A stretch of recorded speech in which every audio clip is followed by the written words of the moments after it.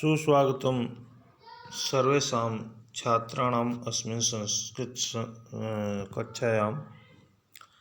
सभी विद्यार्थियों का संस्कृत की इस क्लास में हार्दिक स्वागत है।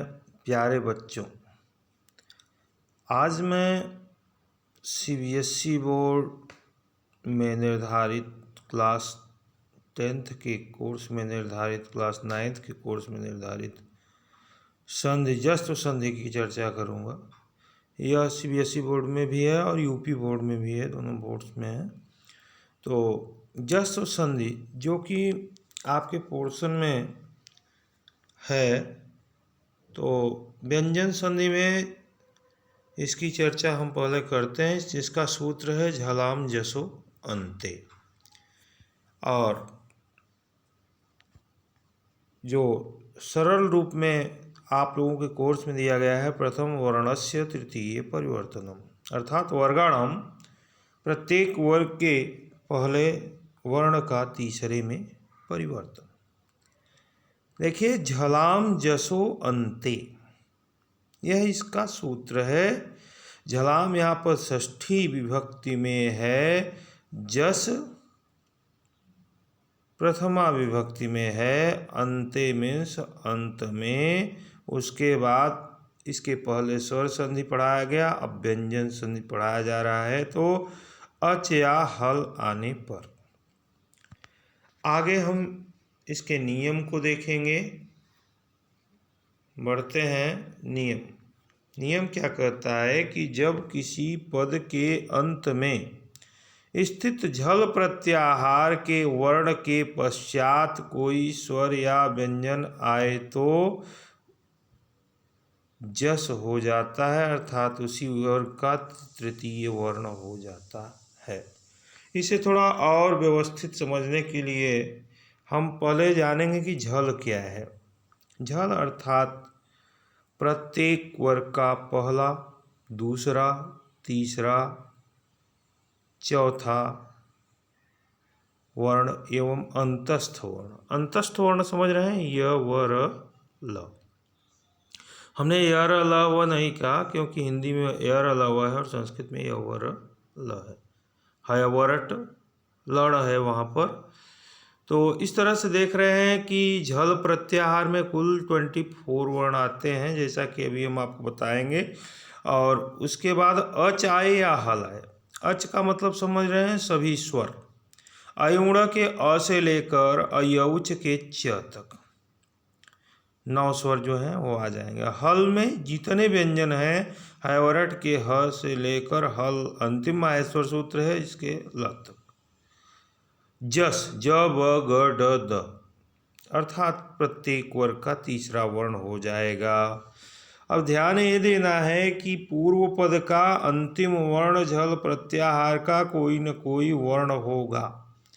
मैंने इसके पहले बताया कि आपके कोर्स में है प्रथम वर्णस्य तृतीय परिवर्तनम। तो अब ध्यान दीजिए, प्रायः यही होता है कि वर्गस्य प्रथम वर्णस्य तृतीय परिवर्तनम, या कोई भी वर्ण आएगा तो तीसरे में ही परिवर्तित होगा, इतना ध्यान रहे। हम उदाहरण को लेते हैं। देखिए, झल में मैंने अभी बताया कि 24 वर्ण आते हैं, प्रत्येक वर्ग का पहला, दूसरा, तीसरा, चौथा वर्ण और अंतस्थ वर्ण। तो 5 वर्ग हैं, क वर्ग, च वर्ग, ट वर्ग, त वर्ग, प वर्ग। तो कु चू टू तू पू एते उदित है कहा जाता है ना। तो कु से क वर्ग हो गया, चू से च वर्ग हो गया, टू से ट वर्ग हो गया, तू से त वर्ग हो गया और पू से प वर्ग हो गया। तो ये 5 वर्ग हैं, और 5 गुणित जब 4 करेंगे तो कितना आएगा, 20 आएगा, अर्थात 20 हो गया। और 4 अंतस्थ वर्ण हैं, तो कुल मिलाकर के 24 वर्ण हो जाएंगे, 24 वर्ण हो जाएंगे। और झल हो गया। अब हम बढ़ते हैं जस में। जस में प्रत्येक वर्ग का तीसरा वर्ण आता है, माहेश्वर सूत्रों में ज ब ग ड द स। एक पूरा सूत्र ही है जिसमें प्रत्येक वर्ग का तीसरा वर्ण आ जाता है।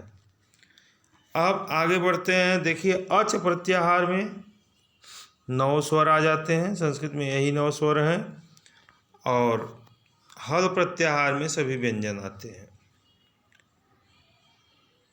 तो इस तरह से एक बार फिर से देख लेते हैं कि यदि किसी पद के अंत में क्या हो, झल प्रत्याहार का कोई वर्ण हो और उसके पश्चात कोई स्वर या व्यंजन आए, तो उस झल प्रत्याहार के वर्ण के स्थान पर जिस वर्ग का वर्ण रहेगा पूर्व पद के अंत में, उसके स्थान पे क्या हो जाएगा, उसी वर्ग का तीसरा वर्ण हो जाएगा, उसी वर्ग का तृतीय वर्ण हो जाता है।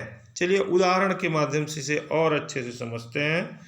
पहला उदाहरण लेते हैं, वाक प्लस ईश।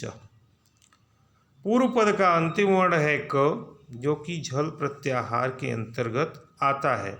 उसके बाद स्वर आया, क के स्थान पर जस प्रत्याहार का वर्ण हुआ ग।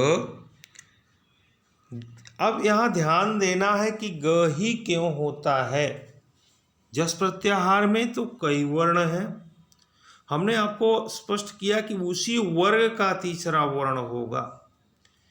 देखिए सबसे बड़ी बात यह है कि क का उच्चारण स्थान अकोह विसर्जनीय नाम कंठ होता है, क वर्ग का पूरा उच्चारण स्थान होता है। तो जब क ग में चेंज होगा तो उच्चारण स्थान में कोई चेंजिंग नहीं आएगी। उच्चारण स्थान की समानता के कारण क के स्थान पर ग ही होगा, यह बात भी आपको ध्यान में रखनी है। इसी तरह से जितने परिवर्तन होंगे वो उच्चारण स्थान, प्रयत्न इत्यादि को ध्यान में रखकर ही किए जाएंगे। तो ध्यान दें, वाक् प्लस ईशः वागीशः प्रथम वर्णस्य स्थाने तृतीय वर्णम तस्यैव वर्गस्य।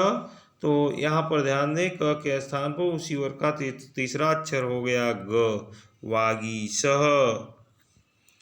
जगत प्लस ईशः, यहाँ पर देखिए त वर्ग का पहला वर्ण है जो कि झल पर प्रत्याहार में आ रहा है, पूर्व पद का अंतिम वर्ण, और उसके बाद ईशः आया, जगदीशः बना, त के स्थान पर हुआ द। तिप प्लस अंतः तिबंतः, प वर्ग का प्रथम वर्ण पूर्व पद का अंतिम वर्ण है, उसके बाद आया है स्वर, तो प के स्थान पर क्या हो गया ब, जो कि जस प्रत्याहार में आता है, प झल प्रत्याहार में आता है, उसके बाद स्वर है तो तिबंतः। अबजम, अप प्लस जम, अबजम मीन्स कमल होता है। तो यहाँ पर देखें अप प्लस जम, प के स्थान पर क्या हो जाएगा, उसी वर्ग का तीसरा वर्ण हो जाएगा ब, बन जाएगा अबजम। अच प्लस अंतः अजंतः, अब यहाँ पर च वर्ग का पहला वर्ण पूर्व पद का अंतिम वर्ण है, उसके बाद स्वर आ रहा है, इसलिए हो गया अजंतः। च के स्थान पर ज हो गया, जो कि जस प्रत्याहार में आता है ज, और पहले च झल प्रत्याहार में था। अब आप लोगों को सबको मैं अभ्यास के लिए कुछ संधि विच्छेद की ओर पद दे रहे हैं। पहला वागत्र है, दूसरा कृदंतः, तीसरा दिग्गज, चौथा है अजंतः, पांचवा है अबजम, और सातवां है समिध प्लस आदानम।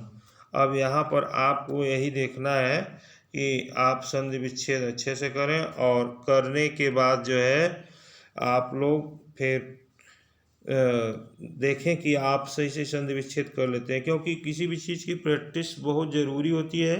तो प्रैक्टिस के लिए ही मैंने इन सभी चीज़ों को दिया है। तो ध्यान दीजिए प्यारे बच्चों, और मेरे चैनल को